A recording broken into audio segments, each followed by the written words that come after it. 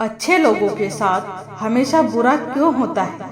गीता में श्री कृष्ण ने दिया है अर्जुन को इसका जवाब। आपने महसूस किया होगा कि जो लोग अच्छे कर्म करते हैं वो परेशान रहते हैं, वहीं जो बुरे कर्म करते हैं वो खुशी से जी रहे होते हैं। अच्छे कर्म करने वाले परेशान होते हैं कि आखिर उन्हें इतनी परीक्षा क्यों देनी पड़ रही है, जबकि जो अधर्म की राह में है वो खुश है और जिंदगी का लुत्फ उठा रहे हैं। अगर आपके मन में भी ये सवाल आया है तो आज हम आपको इसका जवाब देंगे। ये जवाब वो है जो भगवद गीता में लिखा है और श्री कृष्ण ने अर्जुन को दिया था।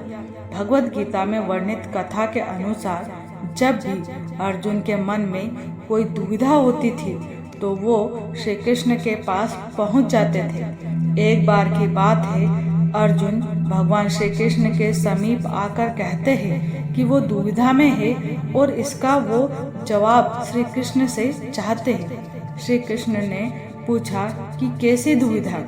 अर्जुन ने कहा, मुझे ये जानना है कि अच्छे लोगों के साथ हमेशा ही बुरा क्यों होता है, वही बुरे लोग खुशहाल दिखते हैं। अर्जुन के मुंह से ऐसी बात सुनकर श्री कृष्ण मुस्कुराए और कहा, मनुष्य जैसा सोचता है और महसूस करता है वैसा कुछ नहीं होता है, बल्कि अज्ञानता की वजह से वो सच्चाई नहीं समझ पाता है। अर्जुन उनकी ये बात समझ नहीं पाए। इसके बाद श्री कृष्ण ने क्या कहा वो जानते हैं। श्री कृष्ण ने अर्जुन से कहा, पार्थ, मैं तुम्हें एक कथा सुनाता हूँ। उसे सुनकर तुम समझ जाओगे कि हर प्राणी को उसके कर्म के हिसाब से ही फल मिलता है। प्रकृति हर किसी को अपनी राह चुनने का मौका देती है। अब वह मनुष्य की इच्छा है कि वह गलत राह को चुने या सही राह को, अधर्म की राह को चुने या फिर धर्म की राह को। श्री कृष्ण ने कहा, एक नगर में दो पुरुष रहा करते थे। एक पुरुष व्यापारी था जिसके जीवन में धर्म की बहुत महत्ता थी। वो पूजा पाठ में यकीन रखता था। वो हर रोज मंदिर जाता था और दान धर्म में भी विश्वास रखता था। वही दूसरा पुरुष बिल्कुल विपरीत था। वो हर रोज मंदिर तो जाता था लेकिन पूजा करने नहीं, बल्कि मंदिर के बाहर जूते चप्पल चुराने। उसे दान और धर्म से कोई लेना देना नहीं था। समय बीतता गया और एक दिन बहुत जोर की बारिश हो रही थी। इस वजह से मंदिर में पुजारी के अलावा कोई नहीं था।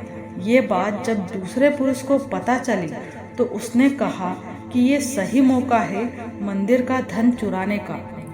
पंडित से नजर बचाकर उसने सारा धन चुरा लिया। उसी समय धर्म कर्म में विश्वास रखने वाला व्यक्ति भी मंदिर पहुंचा। दुर्भाग्य से मंदिर के पुजारी ने उसे ही चोर समझ लिया और चिल्लाने लगा। वहां लोग एकत्र हो गए और उसे बहुत मारा। किसी तरह वो बचते बचाते वहां से निकला तो दुर्भाग्य ने उसका साथ वहां भी नहीं छोड़ा। मंदिर के बाहर वो एक गाड़ी से टकरा गया और घायल हो गया। फिर वो व्यापारी लंगड़ाते हुए घर जाने लगा तो रास्ते में उसकी मुलाकात उस पुरुष से हुई जिसने मंदिर से धन चुराया था। उसने कहा, आज तो मेरी किस्मत चमक गई, एक साथ इतना सारा धन मिल गया। ये सब देखकर भले पुरुष को बहुत बुरा लगा और उसने अपने घर से भगवान की सारी तस्वीरें निकाल दी। कुछ सालों के बाद दोनों पुरुषों की मृत्यु हो गई। मरने के बाद जब दोनों यमराज की सभा में पहुंचे और भले पुरुष ने दुष्ट व्यक्ति को देखा तो उसे बहुत गुस्सा आया।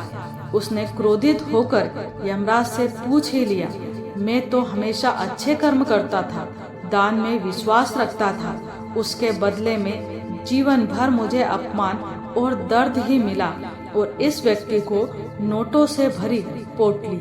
आखिर ऐसा भेदभाव क्यों? इस पर यमराज ने कहा, पुत्र, तुम गलत समझ रहे हो।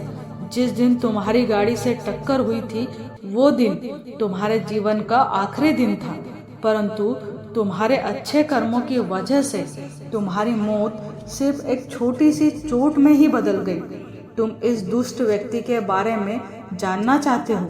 दरअसल इसके भाग्य में राजयोग था, मगर इसके कुकर्मों और अधर्म की वजह से वो सिर्फ एक छोटी सी धन की पोटली में बदल गया। कथा सुनने के बाद श्री कृष्ण अर्जुन से कहते हैं, पार्थ, क्या अब तुम्हें तुम्हारे सवाल का जवाब मिल गया?